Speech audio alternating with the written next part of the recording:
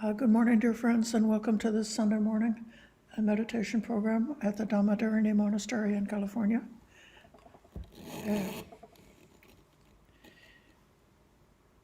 If I keep turning my gaze from you over that way, it's because we have some in-person visitors who've come with us today.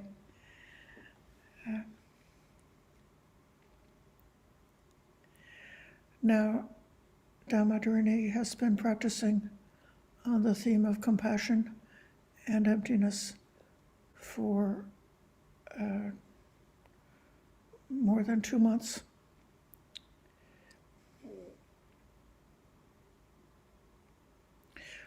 The theme that we're going to be developing today, this morning, and with the sutta discussion at 1 o'clock this afternoon, is the idea that cultivating this boundless meditation on the divine abidings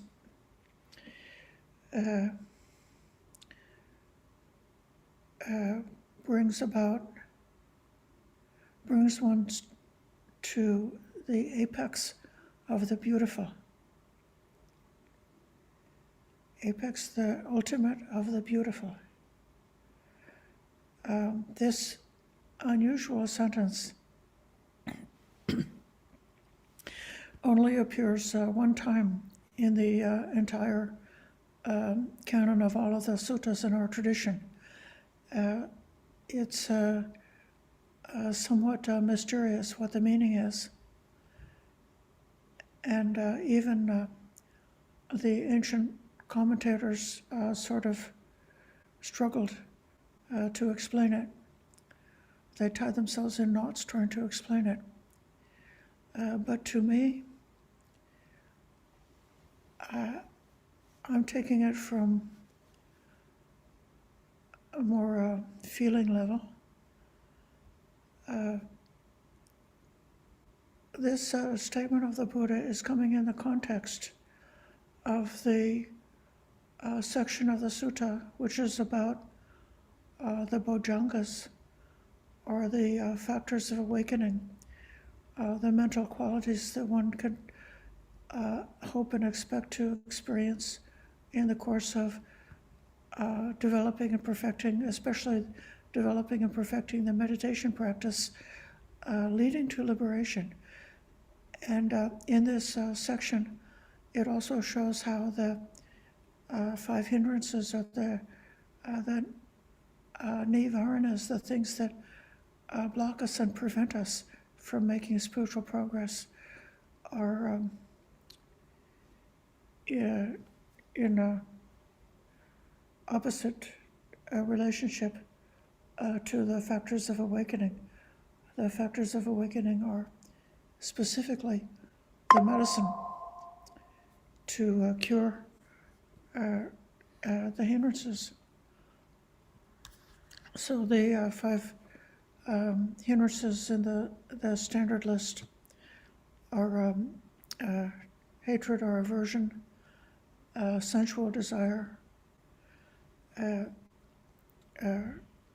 restlessness and worry, sloth and torpor, which you could also describe that as depression, and skeptical doubt.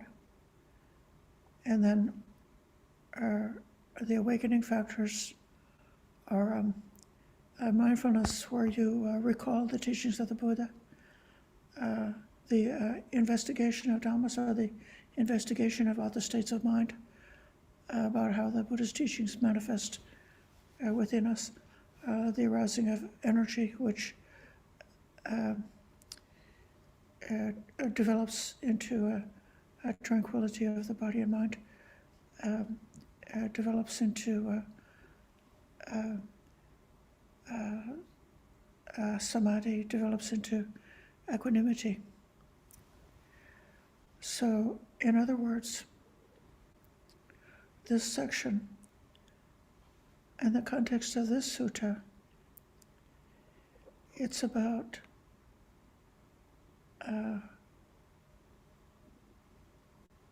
what's the right approach to heal the mind, to make the mind healthy.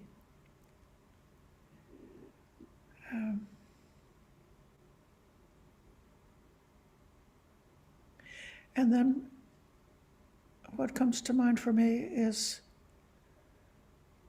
this beauty, subha.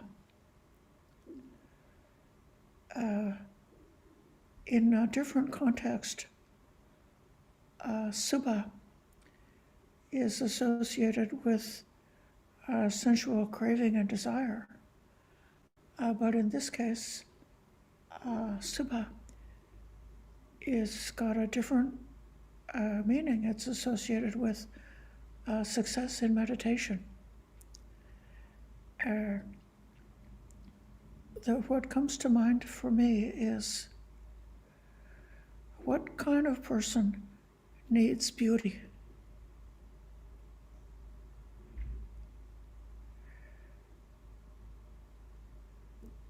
It might be that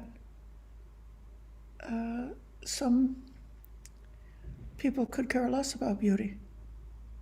They're just, practical, or they're not that sensitive, or they just haven't developed it.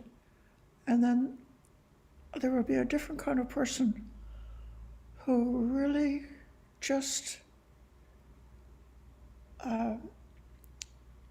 both in terms of like ethical beauty, psychological beauty, social beauty, and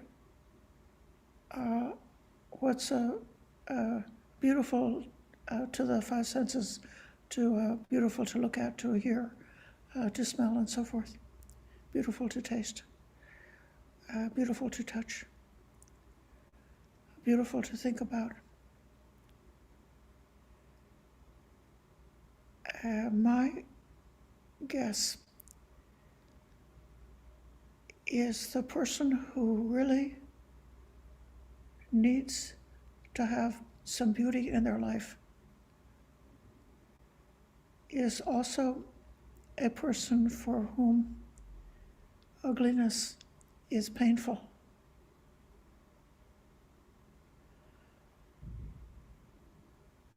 So if you were in someplace, whether it be inside your home or whether it be out and about, if things are very, discordant and busy and not matching and so on, for some people, it's actually painful. And just the same way, if you encounter bad behavior, something that's, if you see anger and cruelty and so forth, for some people, it hurts, it's painful to see it. For other individuals, these things are not necessarily painful in that sensitive way. And so it could be that on seeing something that's visually ugly, they might just be okay, doesn't go to disturbance. Or if they see something that's ethically ugly or psychologically ugly, it could just make them feel compassion, but it doesn't cause them to feel disturbed. But a person who is, because of their particular life circumstance, their particular psychology, and the kind of body they have, the person for whom ugliness is a disturbance could be a person who needs to have beauty. And then to have a beautiful meditation is a safe haven. It's a refuge from the disturbance in the mind caused by reactions to ugliness. And so taking the peaceful quality of meditation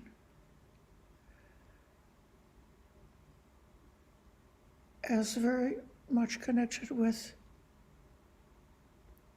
what we experience in meditation as being beautiful. And this factor of beauty helps us to calm down, helps us to come to the center. It helps the mind to heal. If the mind or the heart were feeling any kind of like an injury, any kind of a harm, being with the beautiful in meditation gives a space where it's possible for those hurts to become healed.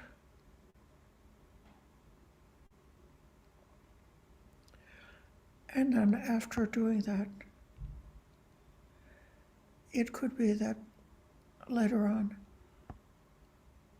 the factor of equanimity is developed to such an extent that you don't necessarily have that like an oversensitive need for the beautiful. That indeed you could look at something beautiful and you could find within that something not beautiful. Or you could see something that's not beautiful and you could see within that something that's beautiful. You could see things beautiful and not beautiful, all different kinds of, the whole scale of beauty and delight, and just see them as being fundamentally really the same, not any different. They're just things, experiences that have the tendency of arousing certain kinds of Vedana, certain kinds of feeling reactions in us. And so then when the mind is so equanimous, then you have this Cheto Vimutti, this liberation of the heart. The heart is free from being disturbed. And when the heart is free from being disturbed, you've set up one of the wonderful conditions that supports waking up.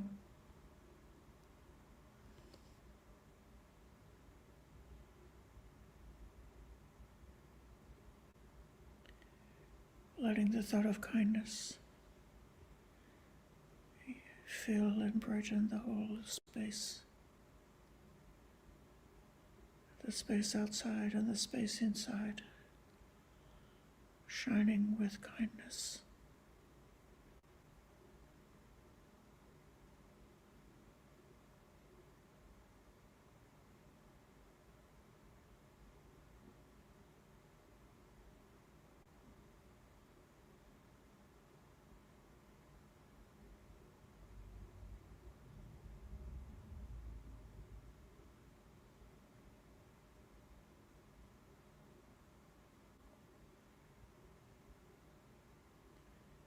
And aware of how it is right now.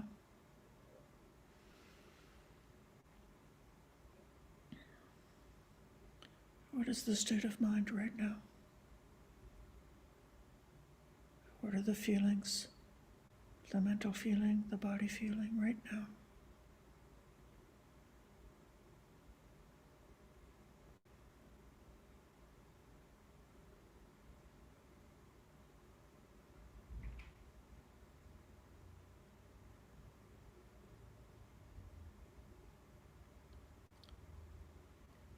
And gently emerging from this meditation,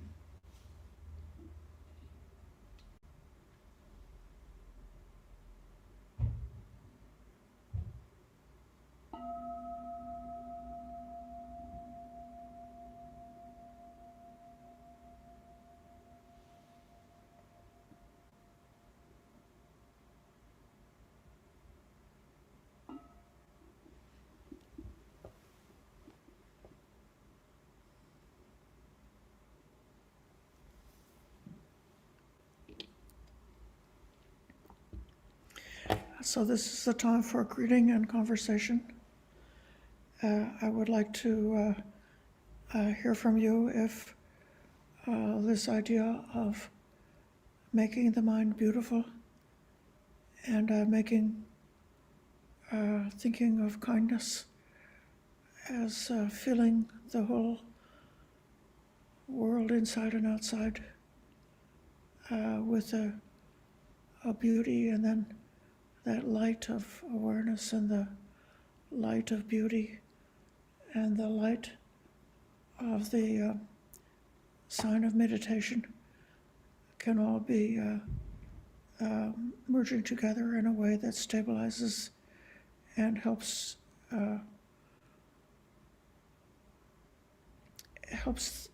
the mind to become balanced and to recover from any kind of agitation or stress that might have been going on, to recover from any kind of negativity by taking those minutes to rest in that state of the beauty of meditation on kindness.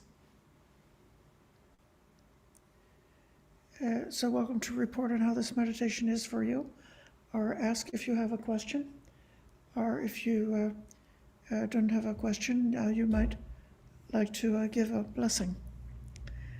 And I shall call on Chintana first. Well, I don't have anything profound to say, but I feel smitten. I just feel lovely. Where I was sitting on my cushion, the sun, I think, was coming into my brain. It was quite easily the first time I was able to really expand my loving kindness in every direction. And I also had many visitors come to mind, and wishing them well. So it was a wonderful meditation for me. Thank you. Good, you're very welcome. Yes, we've been practicing this loving kindness meditation together now for a little more than 2 months. And it is to be hoped that one will become more capable of bringing up this theme of meditation and coming into this loving kindness meditation without being distracted and restless. It's really ideal if you could get to the state where you would be able to bring out loving kindness meditation anytime you want to. Whether you're having a good day or a bad day, whether you're well rested or feeling exhausted, whether you have problems or you don't have problems, that if you get to where you're always able to bring up and come into this meditation, then you've really got something that's a great benefit. So thank you for your kind comments.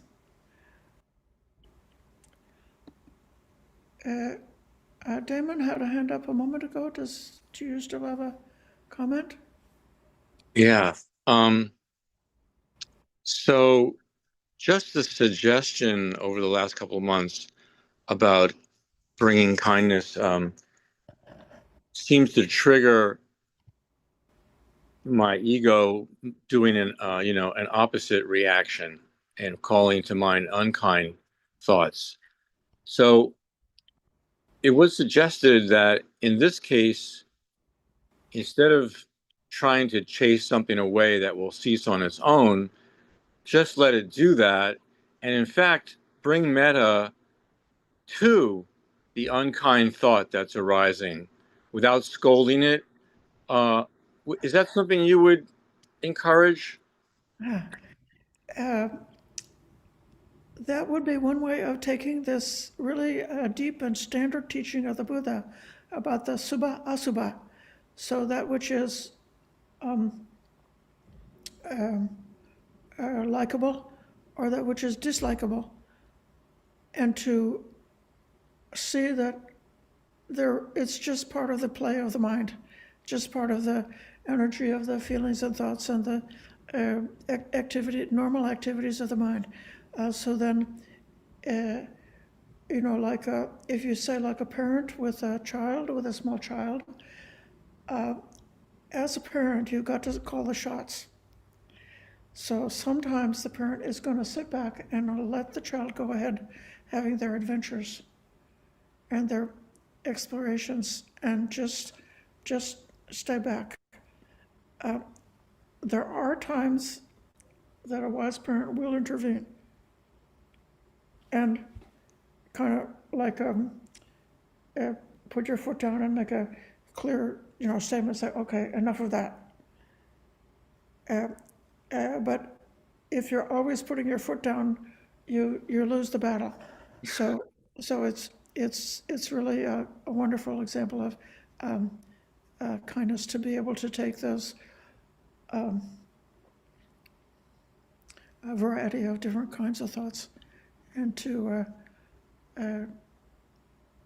let them have their own kind of a lifespan. Even if you think that some kinds of thoughts are like almost like a cancer. So if Ajahn Brahm teaches us that if a person has cancer, they might think of extending loving kindness to the body, and they're like every cell of the body is receiving loving kindness, but they don't want to give kindness to the cancer cell. But actually, if you're able to give kindness to every cell in the body, including the cancer cell, that's how healing is possible. And so I think this is kind of what you're speaking about. Sadhu, thank you. Yeah, okay. Madeline.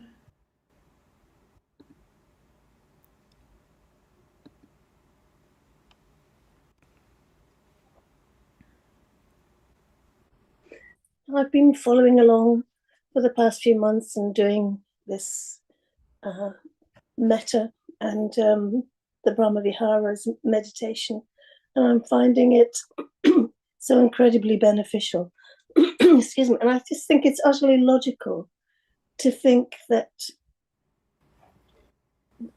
doing this loving kindness and the rest of the Brahma Viharas will naturally brighten the mind. We're dwelling in areas that are loving and generous and kind. And I think that it's just completely logical that this will have a beneficial effect on our minds and will brighten our minds and will help us, will help me, I think, to to purify my mind and to progress along the path. It's incredibly beneficial. I've been doing the following along with the Venerable Analio's meditations on the Brahma Viharas. I'm doing it every day, and I'm just finding it so incredibly beneficial. So thank you for introducing it and introducing a new way of doing metta. Not just individually going and picking on that person, but making it just infusing the whole world and yourself and everything around you with beautiful, beneficial, and kindly blessings for everybody. So I think it just can't be anything other than beautiful. Thank you. Great, thank you. And this is why they're called the divine abidings. The Brahma realm is a very beautiful, lovely space to be. If I could be reborn in the Brahma realm, okay, I'm not wishing for any kind of rebirth, but if I had to be reborn, to be in the Brahma realm, where the mind is not substantially protected from all kinds of emotional reactions and greed and the roller coaster of life, but still in a bright space where the only kind of like emotional thing that's going on up there is loving kindness, compassion, sympathetic joy, and equanimity. So how bright and beautiful that would be. And dwelling in that bright and beautiful space is a very good space for wisdom to grow. So we're not doing that instead of cultivating wisdom. We're doing it to help with wisdom. Okay, thank you so much for your lovely reflection and affirming what we're trying to do. I'll call on Maggie.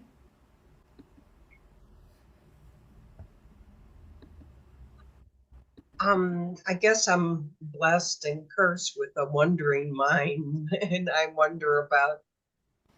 And when you discuss the developing equanimity, which I know would benefit me from in many ways, and I can't help wondering though, short circuiting the response, would I be truly grateful when I do see, incredible beauty or love?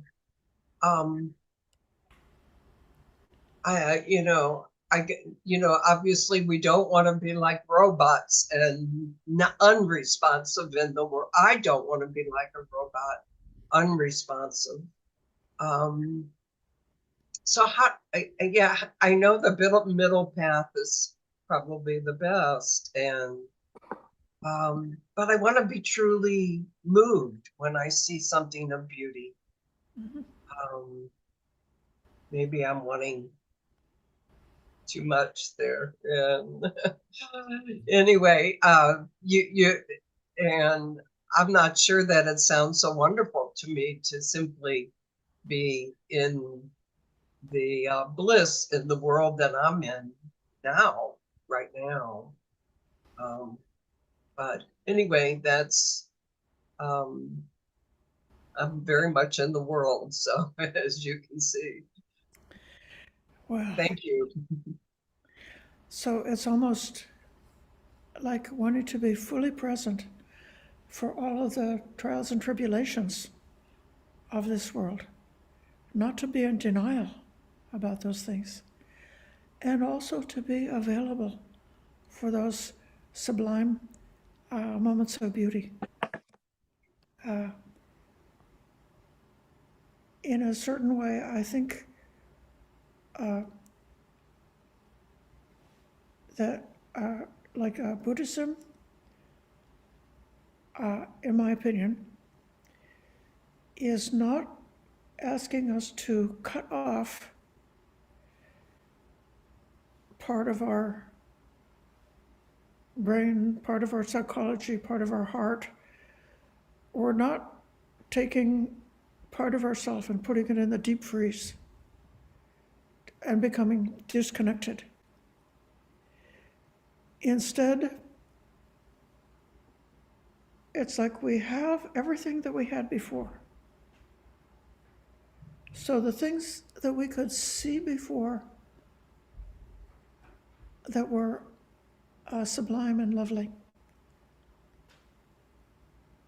we can fully experience those qualities. But at the same time, our connection to that is different because we've got a certain wisdom. So we're not grasping at that. We're not trying to get away from something that's distressing or upsetting by distracting the mind with something that's beautiful and entertaining, and instead like using beauty as a cover-up to hide from pain. No, that's so there's certain sort of like a dysfunctional or less intelligent, less wise or less helpful ways to work with our experiences. And so if we are reacting to those beautiful and sublime moments, in a way that's deluded or grasping. And if we are reacting to those painful and difficult moments in a way which is deluded and running away or flailing about or trying to get rid of, trying to harm, whatever's hurting us, we want to hurt them back. So those kind of reactions are not happening, but still we've got the whole range, everything that we could experience before. We're still able to experience it. We're not detached from experience. We are detached from reactivity and delusion. I'll put it a little bit differently. Sometimes we do detach from experience. And we do that to give the mind and the heart a break, to take a rest from being in the midst of the swirling of everything. And that allows a chance for the brain to heal. It allows time for recovery, just the same way when you sleep, if you're able to sleep, I don't know if sleep is good for you or not, but sleeping, you're cutting off from all of the inputs and everything that's happening when you're awake. And that's why sleep is healing. You know, somebody is very ill or under a tremendous amount of stress, they may need to sleep a lot because they need that for their recovery and healing. And so then meditation can be an even more effective way to temporarily withdraw from the agitation for the purpose of recovery. So in that sense, I do recommend cutting off, cutting the experience back, making it very simple.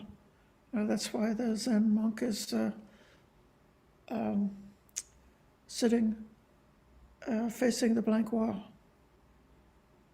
You know, they're not looking at the sunset, not looking at the Buddha, not looking at anything except a blank wall, in that style of meditation, in order to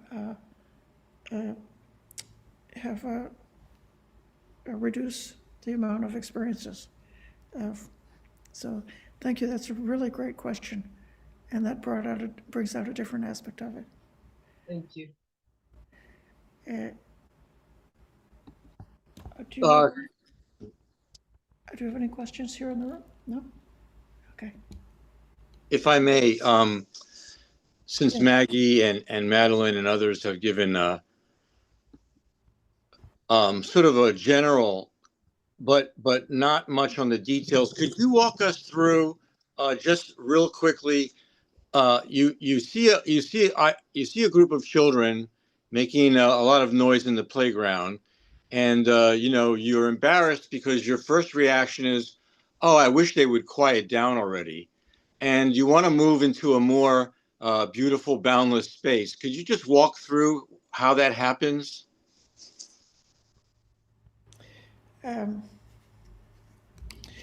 I think it's kind of, in a certain way, like operant conditioning. So if a person is afraid of snakes, you know, the psychologist leads them to,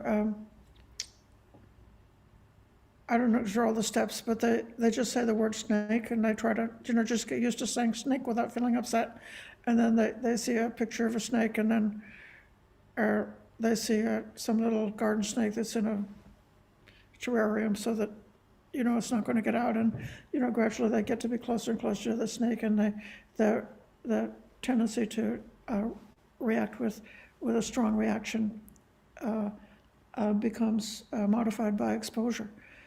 And so just the same way, like if you go on a meditation retreat, you don't have to deal with those children in the playground because the retreat center has organized things to be very quiet. And then gradually you know, learn to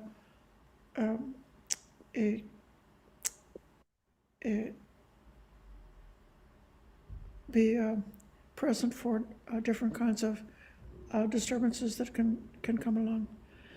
Now, I have so much compassion for a person because of their psychology or their brain or something like that. It could be that their inner experience is like filled with like too much turmoil, too much chaos. And in a case like that, certainly kindness is great. And it's also sometimes I think a person like that who has a mind in turmoil could find it useful to focus on one small thing. You know, just like staring at one small object and doing that to help the mind to stop being distracted by everything else that's going on all around. So whatever, you know, just think of the practical analogies that you know this already with respect to children. You probably know very well how to deal with it. But to respect to the little breaths rolling around inside the brain, we may not know as well how to deal with it, but by metaphor, by analogy. Yeah. And know the right time. Like if something is painful or distressing, sometimes they advise ignoring it, and sometimes they advise paying attention to it. Mm-hmm. Right. Thank you. Yeah. It's good if you are able to ignore something, if that's what is needed at the time. If you've got enough power over your mentality that you're able to choose what you're going to pay attention to. And like if you go into a room, let's say you go to the city hall where there's a meeting going on, and then if like the horrible people are like screaming and being hateful or being horrible, that you may skillfully choose to completely ignore the horribleness of the horrible things they're saying in order to be able to speak to them as kindness. So like let the thing that's beautiful inside you sort of like find there's some little something in them that's also beautiful. At least they have the desire for safety and happiness. And so it's the great skill as a Buddhist.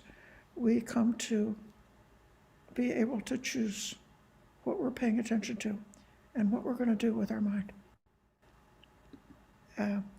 I see Diana has a hand up, and I'd love to hear from you, and I'm going to let Diana have the last word today. Hi, thank you, Ayya. I'm glad Damon brought up the analogy of the children in the playground, because yes, they can be, you know, really noisy and all that, but if you stop worrying about the noise and look and listen to the joy as they play, and start focusing in not in it's not just Damon but anybody, if you look at the joy and watch the joy and watch, you know, maybe watch one kid as they go from the monkey bars over to the slide, over to the this and to that, and watch the joy as they play. That joy will fill your heart.